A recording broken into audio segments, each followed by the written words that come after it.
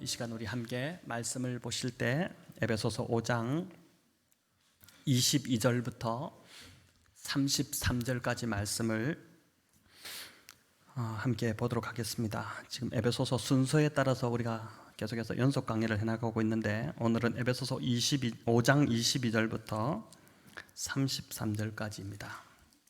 네, 우리 한 목소리로 같이 한번 읽어볼까요? 아내들이여 자기 남편에게 복종하기를 주께 하듯 하라. 이는 남편이 아내의 머리됨이 그리스도께서 교회의 머리됨과 같음이니 그가 바로 몸의 구주시니라. 그러므로 교회가 그리스도에게 하듯 아내들도 범사에 자기 남편에게 복종할지니라. 남편들아 아내 사랑하기를 그리스도께서 교회를 사랑하시고 그 교회를 위하여 자신을 주신같이 하라. 이는 곧 물로 씻어 말씀으로 깨끗하게 하사 거룩하게 하시고 자기 앞에 영광스러운 교회로 세우사 티나 주름 잡힌 것이나 이런 것들이 없이 거룩하고 흠이 없게 하려 하심이라. 이와 같이 남편들도 자기 아내 사랑하기를 자기 자신과 같이 할지니 자기 아내를 사랑하는 자는 자기를 사랑하는 것이라. 누구든지 언제나 자기 육체를 미워하지 않고 오직 양육하여 보호하기를 그리스도께서 교회에게 함과 같이 하나니 우리는 그 몸의 지체임이라. 그러므로 사람이 그 부모를 떠나 그의 아내와 합하여 그 둘이 한 육체가 될지니 이 비밀이 크도다. 나는 교회에 대하여 말하노라. 그러나 너희도 각각 자기의 아내 사랑하기를 자신같이 하고 아내도 자기 남편을 존경하라. 아멘. 사랑하고 존경하라 라는 제목으로 주신 본문을 가지고 하나님의 말씀을 듣도록 하겠습니다. 지난주에 숙제를 내드렸습니다. 기억하십니까? 하루에 많이도 말고 딱 한 번만 서로에게 가족들에게 감사라는 말을 서로 하라고 했는데 어떻게 많이 하셨는지 모르겠습니다. 기억도 안 나십니까? 그런 거 있었나? 이런 생각이 드시나요? 이게 생각보다 쉽지 않습니다. 저도 이제 참 쉽지 않다는 것을 느끼는데 꾸준히 제가 이제 이 30일 프로젝트라고 하지 않았습니까? 연말까지 한번 계속 하다 보면은 습관이 되어서 아내에게 조그만 것에도 거창한 것이 아니라 조그만 것을 꾸준히 하면 되는 것 같습니다. 그렇게 하다 보면 우리 안에 더 감사가 넘치게 될 줄을 믿습니다. 꾸준히 하실 수 있으시겠죠? 네, 꾸준히 아멘 하셨습니다. 꾸준히 감사합니다, 고맙습니다 이렇게 서로에게 한번 나눠보시기 바랍니다. 에베소서 이제 오늘 5장 22절부터 보는데 에베소서가 전하는 핵심 메시지는 예수님을 믿었다면 그 삶이 반드시 바뀌어야 한다는 것입니다. 자신이 주인 되어 살던 그 삶에서 돌이켜서 예수님을 인생의 구주로 모시고 살아가기 시작한 이들은 이전에 살던 옛삶의 방식대로 살아갈 수가 없다는 것입니다. 옛삶의 옷이 이제 몸에 맞지 않고 이제는 불편해졌기 때문입니다. 변화가 일어난 것이죠. 옛 질서가 아닌 새로운 질서가 내 안에 들어왔습니다. 그렇기 때문에 그 질서를 따라 이제 살아가게 되는 것인데 이런 변화는 가장 먼저 관계를 통해서 일어나게 된다는 것을 보여주는 것이 오늘 이 에베소서 5장과 6장의 말씀입니다. 오늘 본문을 시작으로 세 가지 관계가 언급이 됩니다. 아내와 남편의 관계, 자녀와 부모의 관계, 그리고 종과 상전의 관계입니다. 참 이 순서도 재밌죠. 아내, 남편, 자녀, 부모, 종과 상전, 연약한 자, 사회적으로 연약한 자를 먼저 앞세웁니다. 기독교의 가치이지 않습니까? 사회를 이루는 가장 기초적인 관계들이 바로 이 세 가지 관계인데 그리스도인들 안에 예수 그리스도를 구주로 모시고 살아가는 자들 안에 어떤 변화가 이 관계에서 일어나야 되는지를 하나씩 우리가 이제 매주 좀 살펴보겠습니다. 오늘은 아내와 남편에 관한 관계를 다루게 됩니다. 자, 여러분 신앙생활 잘한다는 것이 어떤 것일까요? 어떤 사람을 두고 신앙이 좋다고 그렇게 할까요? 예배 빠지지 않고 또 봉사 열심히 하고 11조와 헌금 생활을 꾸준히 잘하는 것을 신앙이 좋은 것으로 보통 우리가 그렇게 이야기합니다. 실제로 이런 분들이 신앙이 좋은 경우가 많습니다. 주님을 사랑하기 때문에 더 열심히 주님을 섬기고 싶은 그런 마음이 있는 것이죠. 그러나 이런 분들 중에 의외로 가정생활이 쉽지 않은 분들이 종종 있는 것을 보게 됩니다. 집에 들어가는 것이 즐겁지 않고 또 부부의 관계, 자녀의 관계가 행복하지 않은 것입니다.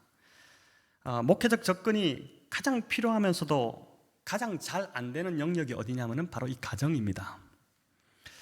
특별히 교회와 가정에서 자신의 모습이 다른 경우는 참 더 어렵습니다. 그 이중적인 모습을 감추려고 하지 그걸 오픈해서 드러내려고 하지 않기 때문에 그렇습니다. 특별히 목회자가 이럴 경우가 더 많습니다.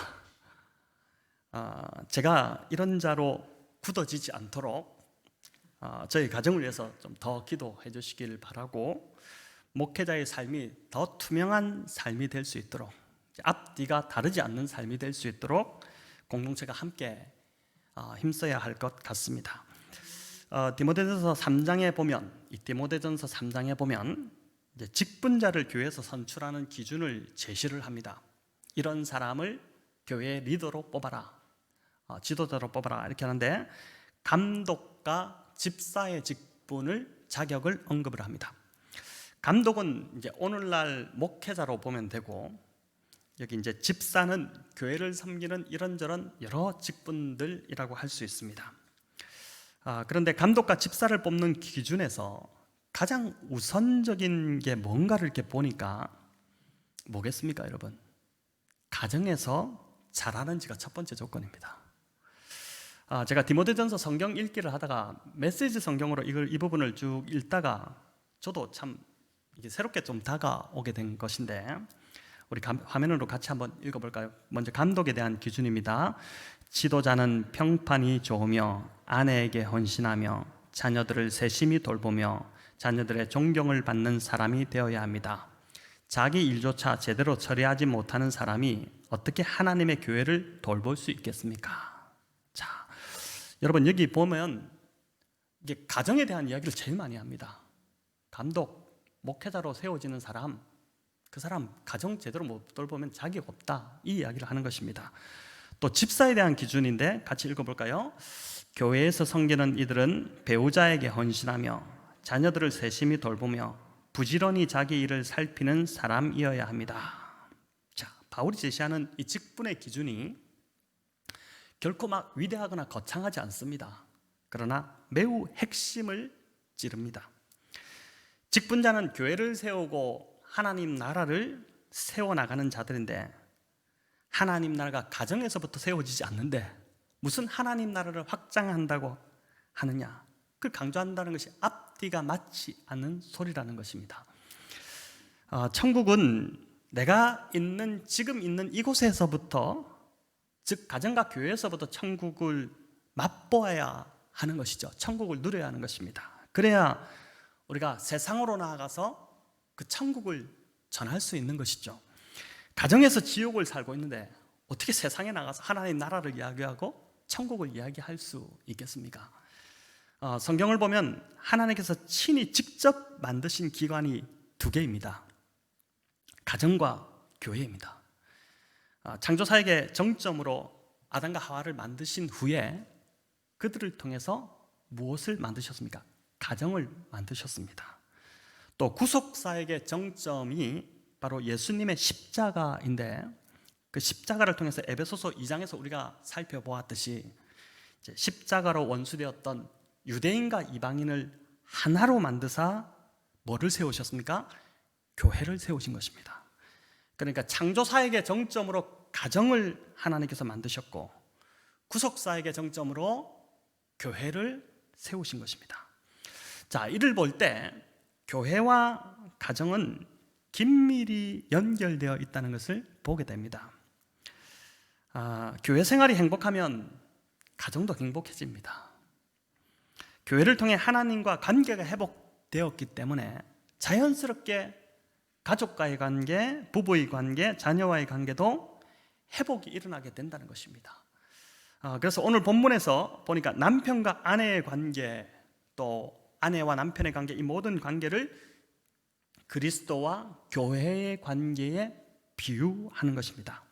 자, 이제 아내에게 주시는 명령을 구체적으로 한번 살펴보도록 하겠습니다. 22절, 자, 우리 아내들이 읽어볼까요? 22절입니다. 아내들이여 자기 남편에게 복종하기를 주께 하듯 하라. 자, 여기서 이제 남편에게 복종하기를 주께 하듯 하라, 이 구절을 듣는 순간 확 반감이 오시는 분들이 아마 있을 것 같기도 합니다. 이 복종이라는 단어가 오늘날 굉장히 좀 조심스러운 단어이기도 합니다. 자칫 이 바울이 남성 우월주의자가 아닌가 싶기도 하고, 조선시대도 아닌데 무슨 남자가 여자에게 복종을 강요하나 싶어서 시대에 뒤떨어진 느낌의 막 거부감이 오기도 합니다. 그런데 성경을 볼 때 이런 문화나 또는 시대의 사조에 안경을 끼고 본다면 참 많은 것을 놓치게 될 수 있습니다. 성경이 말하고자 하는 본 의도, 진짜 성경이 여기서 말하고자 하는 것이 무엇인지를 읽어내야 되는데, 이 성경은 말 그대로 문화를 뛰어넘고 시대를 뛰어넘어서 온 인류에게 적용될 수 있는 하나님의 말씀이고 곧 진리인 것이죠. 진리인 것입니다. 23절은 아내들이 복종을 해야 하는 이유를, 남편들에게 복종해야 하는 이유를 밝히는데, 남편이 아내의 머리됨이기 때문이다 라고 합니다. 여러분, 이것은 그러니까 남편이 머리 되었다는 이 제도는 사람들이 만들어낸 것도 아니고 특별히 남자들이 자기 유리하기 위해서 만들어낸 제도도 아닙니다. 이것은 하나님이 정하신 가정의 질서입니다. 나라의 왕이 둘이 될 수 없듯이, 그럼 얼마나 나라가 혼란스럽겠습니까? 우리나라의 대통령이 지금 트럼프가 물러나지 않으려고 해가지고 미국이 저렇게 어려움을 겪고 있는데, 나라의 대통령이 2명이라면 진짜 난리도 아닌데, 가정의 머리가 하나여야지 평안이 있고 질서가 유지됩니다. 그런데 하나님께서 그 머리의 역할을 누구에게요? 남편에게 부여하셨다는 것입니다. 이게 하나님이 정하신 질서입니다. 그렇게 아내가 남편에게 복종하는 것은 하나님이 정하신 질서에 겸손히 순종하는 것입니다. 남자가 머리가 된다고 해서, 그러나 남자가 머리가 된다고 해서 남자가 더 뛰어나고 여자가 열등하다는 것은 절대 아닙니다. 남자와 여자는 우리 창조에서도 볼 수 있듯이 동등하게 지어졌습니다. 처음부터 동등합니다. 결코 어느 한쪽이 더 뛰어나거나 어느 한쪽이 못하거나 이렇지 않습니다. 히브리어로 볼 때 남자는 이쉬, 여자는 이샤, 이게 같은 어근에서 남성형, 여성형으로만 구분될 뿐, 똑같은 이름에서부터 동등하게 우리가 지어졌다는 것을 보게 됩니다. 사실 교회를 보더라도 어떻습니까? 우리 인정하죠. 여성이 더 뛰어납니다. 예수님의 사역에서 여성의 역할은 12제자에 결코 뒤지지 않았습니다. 예수님이 십자가를 지실 때 12제자 중에 남아있는 자 없었습니다. 다 도망쳤습니다. 장담하던 베드로조차도 그냥 다 사라졌습니다. 하지만 여인들이 끝까지 안타까운 마음으로 십자가 주변을 맴돌았습니다. 예수님의 장례도 그렇고 부활의 첫 아침에 과감하게 무덤을 찾아가서 예수님의 그 향품이라도 바르려고 안타까운 마음으로 찾아갔던 자들은 바로 여인들이었고, 예수님께서 처음 그 영광스러운 부활의 그 첫 모습을 보여준 자도 남자 베드로가 아니라 바로 막달라 마리아 여인이었습니다. 예수님 주변의 여성만 그런 것이 아니죠. 우리 남성들 기분 나쁘게 듣지 마시고, 한국 교회가 이렇게 성장할 수 있었던 것, 여성의 역할이 대단히 큰 업적을 이루었습니다. 역할이 컸죠. 그래서 저희 교회는 보니까 이제 우리가 함께 의논하며 그렇게 가야겠지만, 앞으로도 지도력의 자리에 여성들이 남성과 동등한 비율로 계속해서 세워지면 좋겠다는 이제 생각이 있습니다.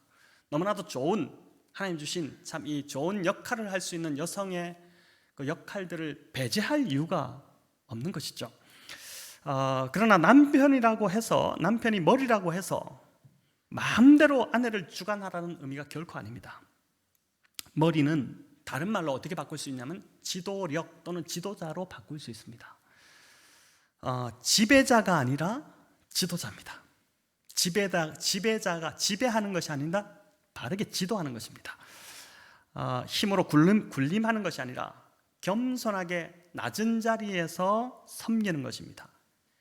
강제로 뺏어오는 것이 아니라 상대가 기쁨으로 하도록 하는 것, 이게 이제 바른 지도 머리됨의 의미인 것이죠.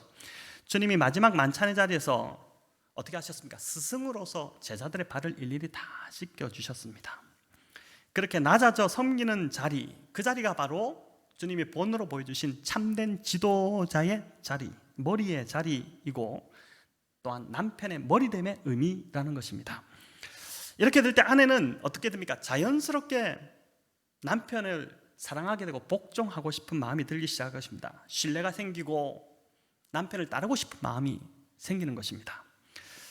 그런데 여기서 남편에게 복종하라고 해서 무조건 남편의 뜻을 따라야 한다는 것은 절대 아닙니다. 남편이 외도를 하여 아내와의 하나됨을 깨뜨렸다면, 또 남편이 이성을 잃고 굉장히 거칠게 가족들에게 위협적인 존재가 된다면은 그런 남편에게 복종할 수도 없고 복종해서도 안 되는 것입니다. 아내의 복종은 언제나 그리스도 머리, 그 남편의 더 머리 대신 그리스도 안에서 이루어져야 되는 복종인 것입니다. 그렇기 때문에 남편이 이 머리됨을 주장하기에 앞서서 그가 먼저 자신의 머리이신 예수 그리스도의 그 지도 아래 늘 거하려고 하는 그 삶이 있어야지만이 아내에게 머리됨을 주장할 수 있는 권리가 있다는 것입니다. 그러나 이런 경우가 아니라면 여러분, 남편에게 복종하기를 오늘 성경은 죽게 하듯 하라, 이렇게 아내들에게 명령합니다. 자, 어떻습니까? 우리 아내된 여성 성도님들, 남편에게 복종을 잘 하십니까? 남편을 대할 때 죽게 하듯 하십니까? 만약에 안 된다면은 그 이유가 무엇일까요? 두 가지를 생각해 볼 수 있는데, 첫 번째는 인간의 타락한 죄성 때문에 이 복종이 잘 안 됩니다. 우리 안에 있는 이 타락한 본성이 복종을 자꾸 거스르게 합니다. 창세기 3장 16절 우리 같이 한번 읽어보겠습니다. 또 여자에게 이르시되 내가 네게 임신하는 고통을 크게 더하리니 네가 수고하고 자식을 낳을 것이며 너는 남편을 원하고 남편은 너를 다스릴 것이니라 하시고. 아멘. 자, 이 구절은 여러분, 인간의 타락으로 인한 결과를 보여주는 이제 창세기에 나오는 이제 말씀인데, 어떻게 됩니까? 타락함으로 여자는 먼저 해산하는 고통을 떠안게 되었습니다. 그것과 더불어 여자는 남편을 원하고 남편은 아내를 다스릴 것이라고 합니다. 여자는 남편을 원하고, 근데 여기 남편을 원한다는 구절의 번역이 개역 성경, 우리 성경이 참 아쉬운데, 이는 긍정적 의미가 아니라 굉장히 부정적 의미입니다. 남편이 아내를 다스린다는 것도 똑같습니다. 억압하고 군림한다는 그런 이야기입니다. 죄의 결과인 것이죠. 여기 여자가 남편을 원한다는 것은 어떤 의미냐면 남편을 조종하고 통제하고 지배하려는 충동입니다. 죄로 인해 타락하면서 하나님이 정하신 창조 질서인 이 남편의 머리됨을 여자가 거부하고, 하나님이 그렇게 정하셨는데 그거를 거부하고 자기가 머리가 되려고 하고, 가정에서 자기가 하나님 되려고 하기 때문에 복종하기가 쉽지 않은 것입니다.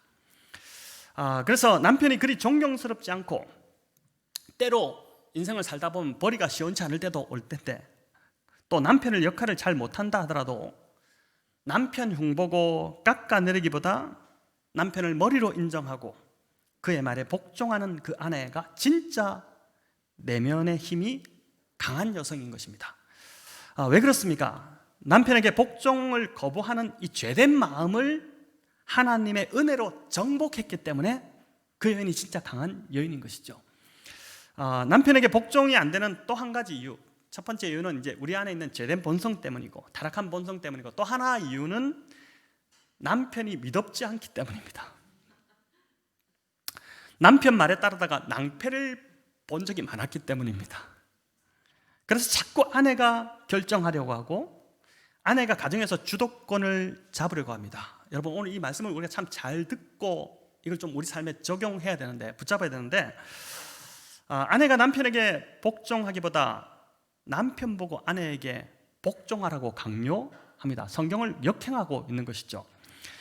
미국의 유명한 설교자인 CJ 메허니라는 목사님이 계십니다. 이분의 사모님이 캐롤린 메허니인데, 이분이 이제 쓰신 책이 여자 그리스도인으로 살아가기에 참 유명한 책을 쓰셨는데, 나이가 지긋하실 때 평생을 살아온 그 지혜를 가지고 디도서를 가지고 이 책을 쓰는데, 여러분, 우리 여성분들에게 꼭 좀 추천하고 싶은 책입니다. 이 책에서 이 사모님이 남편의 말에 자신도 복종하기 어려웠던 자신의 경험을 이제 이야기로 나누고 있는데, 그 이야기를 좀 나누고자 합니다. 이 남편의 어떤 메어니 목사님이 참 탁월한 설교자거든요. 근데 이분이 어떤 장점이다 단점이 뭐였냐면 관대함이었다고 합니다. 관대함.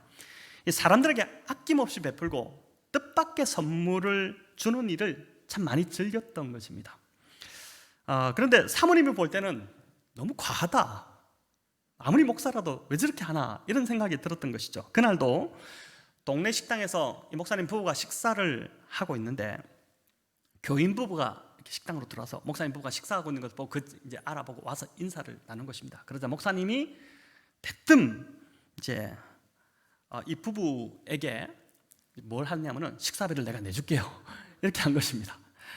근데 그 당시 이제 목사님 가정이 일시적으로 경제가 좀 형편이 어려워져서 지출을 많이 좀 줄여야 할 그런 상황이었는데, 덥석 식사비를 내겠다, 이렇게 한 것이죠. 사모님이 이걸 보면서 불안해진 것입니다. 그렇다고 이 목사님이 평소에도 사모님 말씀을 안 듣고 마음대로 하는 사람이 아니라 평소에 참 잘 들었는데, 그날은 이 목사님이 그 부부를 접대하기로 막 그냥 결정해버렸고, 사모님은 성경에 나오는 대로 머리 대신 된 우리 남편의 말에 복종해야 되냐 말아야 되는 그 이제 기로에 선 것입니다. 우리에게 이런 순간이 종종 찾아옵니다. 남편이 어떤 결정을 내리려고 하는데 아내가 볼 때 선뜻 동의가 되지 않습니다. 옳다당도 않은 것 같기도 하고, 그렇게 해서는 안 될 것 같은 때가 있습니다. 이때 서로 상의해서 좋은 합의가 되면 좋겠지만, 그렇지 않고 남편이 고집할 때가 있죠. 이건 반드시 해야 된다, 이건 맞다, 이렇게 남편이 주장할 때가 있습니다. 어떻게 해야 할까요? 여러분, 그날 식당에서 마음이 불안해지는 그때에 이 사모님에게 하나님 떠오르게 하신 말씀이 있었습니다. 그게 뭐냐면은 베드로전서 3장 5절의 말씀입니다. 우리 한번 같이 읽어볼까요? 전에 하나님께 소망을 두었던 거룩한 부녀들도 이와 같이 자기 남편에게 순종함으로 자기를 단장하였나니. 자, 이 앞구절도 여러분 나중에 한번 읽어보시면 참 좋은데, 여기 보니까 이 구절은 남편에게 소망을 두지 말고 하나님께 소망을 두라는 것입니다. 남편은 여전히 믿음지 못한 구석이 많고 자주 실수합니다. 그런 남편을 보면 불안해서 주도권을 내가 가져와야 될 것 같습니다. 머리됨을 내가 가져와야 될 것 같습니다. 내가 머리가 되어야지 이 가정이 바로 갈 것 같고 안심이 될 것 같습니다. 그래서 하나님이 만드신 그 머리됨의 질서를 깨트리고 불순종하는 죄를 짓는 것입니다. 종종 이런 일이 우리 가정 안에서 많이 일어납니다. 하지만 남편이 아닌 남편을 지금 머리로 세우신 하나님께 소망을 둔다면은 안심이 되기 시작하는 것입니다. 그래서 복종은, 이 남편에게 복종하라는 이 명령에서 이 복종은 남편을 보고 복종하는 것이 아니라 하나님을 믿는 그 믿음으로 복종하는 것입니다. 여러분, 이 구절을 떠올리며 그날 이 사모님이 남편의 결정에 기쁘게, 하나님께서 그 구절이 생각나게 하셔서 복종을 했습니다. 그리고 어떤 일이 일어났을까요? 며칠이 지나고 우편물이 하나 도착했는데, 그 갔던 식당에서 어떻게 무슨 상품권이 하나 날라온 겁니다.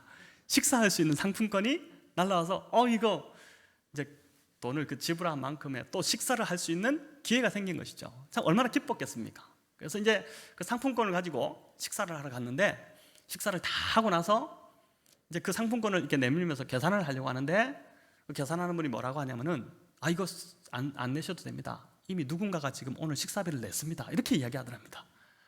그러니까 이제 그날 왔던 누군가가 인사는 하지 않고 저기 목사님 사모님 계시네. 내가 식사비를 대신 내주신 것입니다. 여러분, 그렇다고 저에게 식사비를 내달라 이런 소리가 아니라 그날 이렇게 대신 내주신 것인데, 그날 사모님이 이 광경을 속으로 하나님께 보면서 하나님께 이제 이렇게 이야기했답니다. 하나님은 항상 이 사람의 뒤를 봐주시는군요. 그러니까 이게 뭐냐면은 진짜 하나님이 이분의 남편의 머리됨을 이끌어 가시는군요. 이제 이 고백이 있었다는 것이죠. 여러분, 남편의 미덥지 못한 모습 때문에 주도권을 내가 가져오려고 하지 말고, 그런 유혹이 계속 옵니다. 하나님께 소망을 두고 하나님이 남편을 머리로 빚어가시도록 기다려주고 기도한다면 훨씬 더 풍성한 부부의 삶을 살아가게 될 것이라는 것이죠. 어떤 사람이 만약 나에게 온몸을 기대어 온다면 어떻겠습니까? 여러분, 이런 경험 있죠? 몸을 완전히 그 사람이 나에게 다 기대어 온다면은 어떻게 합니까? 내가 넘어지지 않기 위해서라도 어떻게 하죠? 나도 그 무게에 맞서 상대방에게 기대해야 합니다. 이와 같이 아내들이 남편을 깎아내리거나 함부로 대하지 않고 말씀 그대로 죽게 하듯 복종하기 시작한다면 남편도 그 무게감을 느끼고 자극을 받아서 더 분발할 것이라는 것입니다. 더 나아가 이 33절에 보니까 아내도 자기 남편을 존경하라 이렇게 바뀝니다. 복종하라에서 존경하라로 바뀌었습니다. 남편들이 아내들에게 가장 바라는 것이 무엇일까요? 돈일까요? 아니면 무슨 선물일까요? 아닙니다. 특별히 나이 들어갈수록 50대가 넘을수록 남편들이 아내에게 바라는 것, 그게 가장 바라는 것은 바로 칭찬과 존경이라고 합니다. 그러니까 아무리 사회에서 잘 나가는 남편이라 할지라도 집에서 아내에게 존경받지 못하면 밖에 나서 힘을 쓰지 못한다고 합니다. 여러분, 여기 사용된 존경의 헬라어 의미를 보니까 누군가를 특별하게 대하는 것입니다. 남편을 특별한 자로 대해 주라는 것입니다. 이제 복종을 넘어서 특별한 자로, 그렇게 남편을 특별한 자로 존경하게 되면은 남편은 더 존경스러운 남편이 될 수밖에 없다는 것이죠. 내가 얼마나 남편을 존경하는지 여러분 아내들이 알고 싶으시다면 오늘 집에 가면서 가장 좋은 방법은 직접 물어보시면 됩니다. 오늘 집에 가면서 한번 물어보세요. 내가 당신을 존경하냐고. 남편의 말에서 입에서 나오는 대답이 가장 정확합니다. 만약 그렇지 않다면 오늘 이 말씀 앞에서 여러분 순종하셔야 됩니다. 이게 그리스도인의 관계입니다. 그리스도인의 예수 그리스도를 구주로 모시고 살아가는 자들은 이렇게 살아야 된다는 부부의 관계를 주님이 말씀하고 있는 것입니다. 이제 25절부터는 남편들에게 주시는 명령입니다. 여러분, 제가 오늘 보니까 이 성경 원고를 치다 보니까 이 부분이 사실 더 많이 해야 되는데 시간 배분이 좀 실패했습니다. 나중에 더 기회가 있을 겁니다. 본문을 보니까 아내에게 주시는 명령은 3절인 반면 남편에게 주시는 명령은 무려 9절이나 됩니다. 남편이 제대로 더 잘해야 된다는 소리입니다. 아내보다도 결혼 생활에 잘 되는 것은 남편 하기에 달렸다. 이거를 지금 이제 성경이 말씀하는 것입니다. 남편들에게 주시는 명령 25절인데 우리 남성들만 같이 한번 읽어보도록 하겠습니다. 남편들아, 아내 사랑하기를 그리스도께서 교회를 사랑하시고 그 교회를 위하여 자신을 주신같이 하라. 자, 네, 아멘. 이 구절은 저에게도 아주 특별한 구절입니다. 제가 이 구절의 의미를 특별히 홈빌더를 그때 인도하고 할 때 이 구절의 의미를 제대로 깨닫고 나서 제 결혼 생활을 지탱하는 하나의 참 근거가 되는 구절이 되고 있습니다. 여러분, 이 구절은 남편들이 아내를 어떻게 사랑하는지를 분명히 보여줍니다. 예수님께서 교회를 위해 십자가에서 자신의 목숨을 내어준 것 같이 사랑하라고 합니다. 자, 이 말씀대로라면은 결혼은, 특별히 남자에게 결혼은 나의 유익을 위해서 하는 것이 아니라 배우자의 유익을 위함입니다. 그것도 주님처럼 목숨 바쳐 배우자를 유익하게 하기 위한 사명으로 결혼하는 것입니다. 결혼을 했다면은 내가 이 땅을 살아가는 데 있어서 나에게 주신 가장 큰 사명은 바로 뭐냐면은 배우자를 유익하게 하는 사명입니다. 여러분, 에베소서 5장 26절 27절은 주님이 목숨을 내어줄 정도로 사랑하셨던 그 교회가 어떤 모습인지를 아주 고스란히 보여주고 있는데, 그 교회는 결코 사랑스럽지 않습니다. 또 거룩하지도 않은 모습입니다. 27절에 보십시오. 티나 주름 잡힌 것도 있습니다. 흠도 많습니다. 이게 교회의 모습입니다. 주님이 목숨 내어서 사랑하셨던 교회의 모습입니다. 로마서 5장 8절에 우리가 잘 아는 말씀이죠. 한번 읽어볼까요? 우리가 아직 죄인되었을 때에 그리스도께서 우리를 위하여 죽으심으로 하나님께서 우리에 대한 자기의 사랑을 확증하셨느니라. 주께서 우리가 사랑할 만해서 사랑하신 것이 아닙니다. 저와 여러분 사랑할 구석이 하나도 없었습니다. 그런 가치가 있어서 주님이 자신을 내어주신 것도 아닙니다.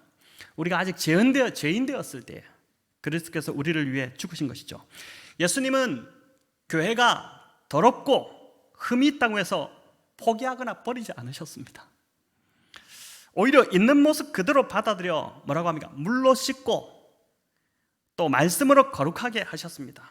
그리고 거룩하지 못한 그 교회를 영광스럽게 만드시기 위해 자신의 목숨까지 내어주신 것입니다. 그 교회를 영광스럽게 만들어내기 위해 주님이 목숨을 다해 교회를 영광스럽게 하신 것이죠. 여러분, 결혼식 주례를 설 때마다 느끼는 것이지만 결혼하는 신부가 참 아름답습니다. 인생의 가장 아름다운 모습일 수 있습니다. 그러나 이런 아름다움도 잠시고 살아보면 연약한 모습이 드러납니다. 제가 누누이 참 우스갯소리로 이야기하지만 결혼 초에는 하나님의 특별한 발명품인 콩깍지로 인해서 보이지 않습니다. 다 좋아 보입니다. 그러나 이 콩깍지가 유통기간이 있다고 그러죠. 18개월에서 36개월이면 다 벗겨집니다. 그때부터 이제 실체가 보이는 것입니다. 신혼 초에는 코 고는 소리가 그렇게 아름답게 들렸는데, 그것도 예뻤는데 콩깍지가 벗겨지면 되게 거슬리기 시작합니다. 그렇지 않습니까? 결혼의 현실로 들어선 것이죠. 이때부터 사랑에 푹 빠져서 또는 사랑의 감정을 의지해서 살려고 하면 망합니다. 사랑하라고 하신 말씀에 순종해서 살아가야 하는 것입니다. 남자가 결혼한 목적이, 우리 이제 결혼하게 될 분들도 있습니다. 여기 청년들 잘 들으십시오. 환상이 오래가지 않습니다. 남자가 결혼한 목적이 바로 이런 흠이 많고 연약한 아내를 영광스럽게 만들기 위해 결혼했다는 것입니다. 이 일에 목숨 걸기 위해 결혼한 것입니다. 남편이 세상에서 여러 이루게 될 어떤 성공보다도 나중에 하나님 앞에 설 때 하나님이 값지게 여기시는 것은 바로 옆에 붙여주신 이 아내를 마지막 날에 영광스럽게 하나님 앞에 세우는 일입니다. 그걸 가장 귀하게 여기실 것입니다. 27절 7절 보십시오. 자기 앞에 영광스러운 교회를 세우사, 이렇게 말씀하죠. 주님께서 자신을 내어주심으로 영광스러운 교회로 하나님 앞에 세우신 것처럼 남편들도 결혼이라는 하나님이 만드신 이 제도를 통해서 연약하고 흠 많은 아내를 영광스러운 아내로 하나님 앞에 세우는 그런 사랑을 하라는 것입니다. 1700년도에 살았던 이 영적 대각성 운동을 일으켰던 청교도의 영향을 받은 조나단 에드워즈, 이분이 이제 부부 관계를 묘사하면서 아주 멋진 문구를 남겼는데, 절대적 호의라는 말을 남겼습니다. 절대적 호의. 이 절대적 호의는 타락한 인간의 이기적 욕망과는 정반대로 상대가 가장 잘 되기를 바라는 마음입니다. 한번 읽어보겠습니다. 절대적 호의란 성령의 내적 관건으로 말미암아 상대에게 가장 유익하게 행동하며 상대의 최고선을 구하는 자세. 참 이런 마음으로 늘 살아간다면 가정생활이 천국이 되지 않겠습니까? 절대적 호의, 이게 참 상대에게 가장 유익하게 행동하며 상대의 최고선을 구하는 자세인데, 여러분, 그런데 이것이 안 됩니다. 우리는 늘 이기적으로 결혼 생활하면서도 그렇지 않습니까? 음식물 쓰레기를 누가 갖다 버리느니부터 시작해서 저 쓰레기를 좀 서로 치우기를 막 쳐다보고 있고, 이제 절대적 호의를 베풀어야 되는데 계속해서 그 절대적 호의를 내가 받으려고만 합니다. 늘 이제 타락한 인간의 본성 안에 있는 이기심이 나를 지배하기 때문에 그렇게 되는 것이죠. 그래서 이 조나단 에드워드가 말한 이 절대적 호의는 여기 나오듯이 성령의 내적 강건으로, 오늘 본문 18절에 보니까 뭐라고 합니까? 이 모든 관계의 시작점이 나오는데 성령 충만입니다. 에베소서 5장 18절에 술 취하지 말고 오직 성령으로 충만하라. 우리 이 부부 관계뿐만 아니라 부모 자녀의 관계, 종과 상전의 관계도 그 출발점이 뭐냐면은 성령의 충만입니다. 성령께서 우리의 이 내면을 강건하게 하시지 않으면 할 수 없는 일이기 때문입니다.